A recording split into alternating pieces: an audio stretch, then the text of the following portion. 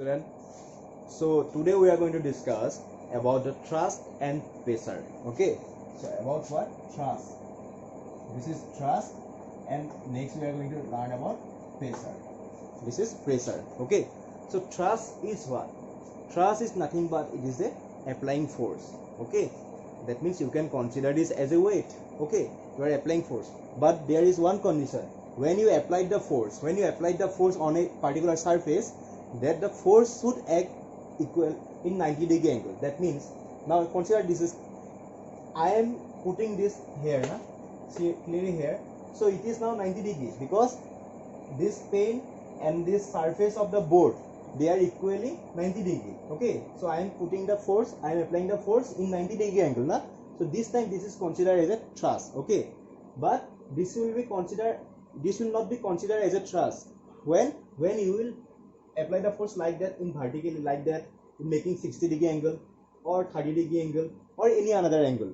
That means when you are applying the force on a surface by making a 90-degree angle with the surface, then this is considered as a thrust. Okay, now pressure is what? Pressure, this is the thrust per unit area. That means you know about thrust now. When you apply the thrust per unit area, then this is considered as a pressure. This is considered as a pressure. This is the formula to find the pressure, when thrust divided by area. Now thrust means force. I am telling you that thrust means force. That's the perpendicular force. So unit of force will be what? Newton. And area, for the SI unit of area is always meter square.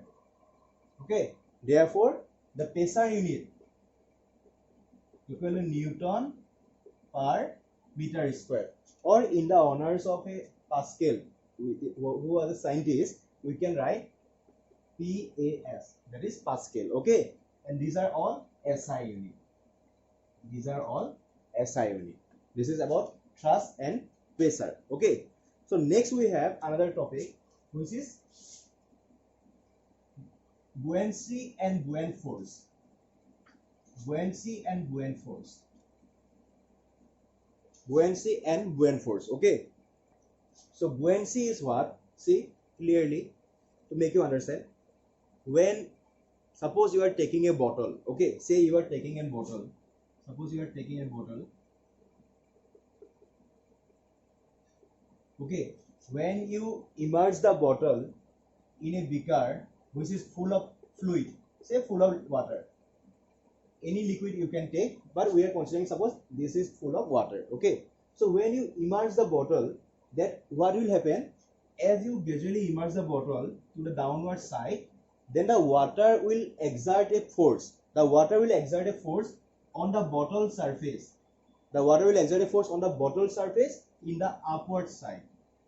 In the upward side, you are pushing the bottle to the downward side, and the water will exert the force on the bottle in the upward side. Okay, and this upward side force, that is known as buoyant force or upward thrust. Okay, the force exerted by the water on the bottle when it is immersed to the liquid, okay, or when the force exerted by the water or fluid on an object when it is immersed to that fluid, then this upward force is known as buoyant force or upward thrust. Okay, and see here, if the bottle density is higher than the water density, if the bottle density is higher than the water density, then what will happen? The bottle will sink. If the bottle density is higher than the water density, then bottle will sink. But if the bottle density is lower than the water density, then the bottle will float. Understand? So when an object will sink, if the object density is higher than the water density, then what will happen? The upward force, upward thrust, or the buoyant force applied by the water on the object will be less. That's why the bottle will, or the object will sink. But when the density of the object is less as compared to the water density, that is where you are immersing it, then what will happen? The upward thrust will be more as compared to the applying force. You are applying the force. That time the bottle will float. Okay, so this is about the density and buoyant force. So According to that, there is an Archimedes principles are there, which is very depend upon the buoyant force. Okay, this is the principle of buoyant force. Okay, so now we are going to discuss a very interesting topic. Okay, this is not any particular topic from the gravitation chapter. This is actually the example, this is actually the application in our day-to-day life. See, our earth is like that, na?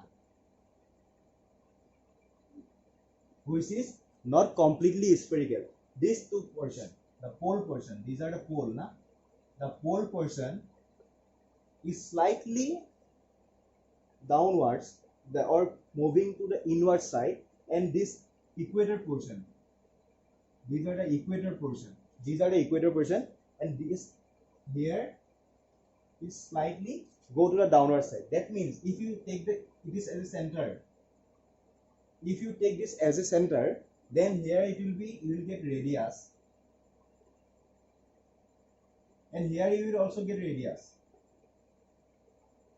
Okay, but it is look like it is just inwards, it is just like compressed to the inward side. So this radius, suppose this radius r1 will be, and this radius r2, here the r1 will be less than the r2. Why? Because this is like compressing and this is like bulging. So this why equator portion radius is slightly greater as compared to the pole portion radius from the earth surface or the earth center. Okay, so you know that g equal to gm by r square. You know about this, that the g equal to gm by r square.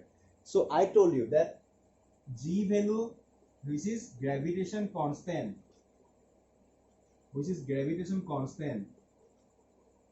so whether you are going in the universe, whether the place, g value will not be changes, it will remain same.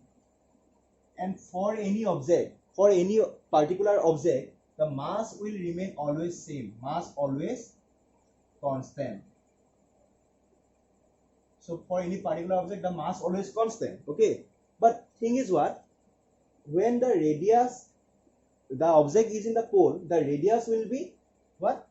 The radius will be smaller. As you know, when you divide a number by the small number, then g value will be greater. When the object is in the pole, then g value will be greater.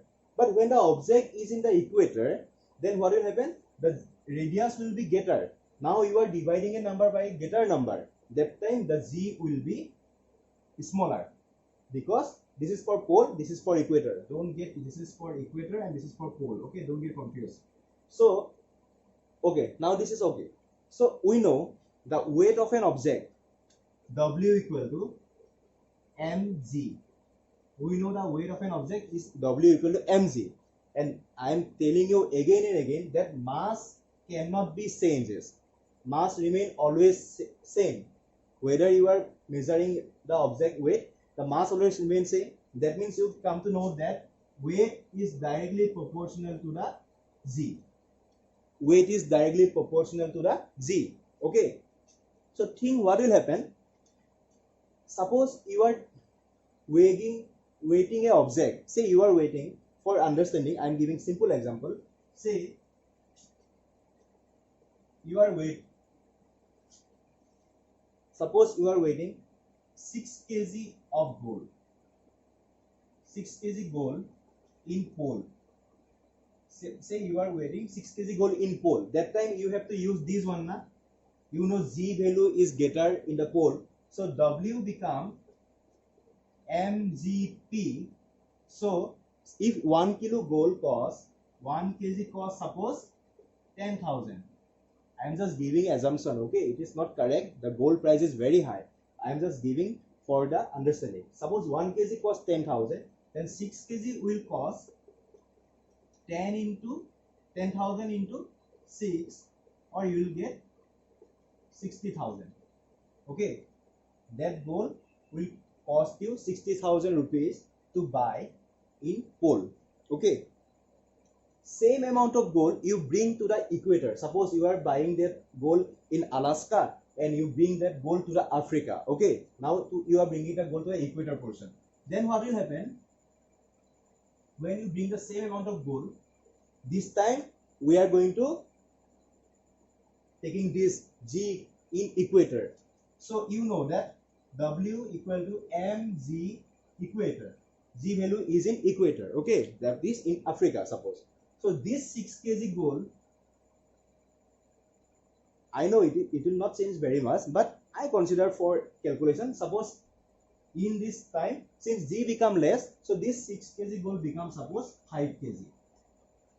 Okay, that means you bought gold in Alaska with 6 kg cost 60,000. Now you come to the equator portion, that is in Africa, and here it is remaining 5 kg, and this will cost 50,000. So if you want to sell the gold buying at Alaska and want to sell this in Africa, that time you will be in loss. Why loss? Because G value will be changes, so weight will be changes. Not so much weight will be changes, but somehow it will be changed. Okay, but if you want to buy the gold in Africa and want to sell in Alaska, that time you will be in profit. Why? Because this G value will be greater and weight will be greater, and you will get some more money. Okay, this is the reason why the object weight does not show equal weight in all over the universe or all over the world. Okay, why? Because the G value is changes as it is depend upon the radius of the earth, and the earth radius is not equal in the polar section and in the equator section. Why? Because the polar section slightly compressed inwards and the equator section slightly bulging. That's why the R value is changes. That's why G value will be different. Okay, so that's all for today. Okay, thank you.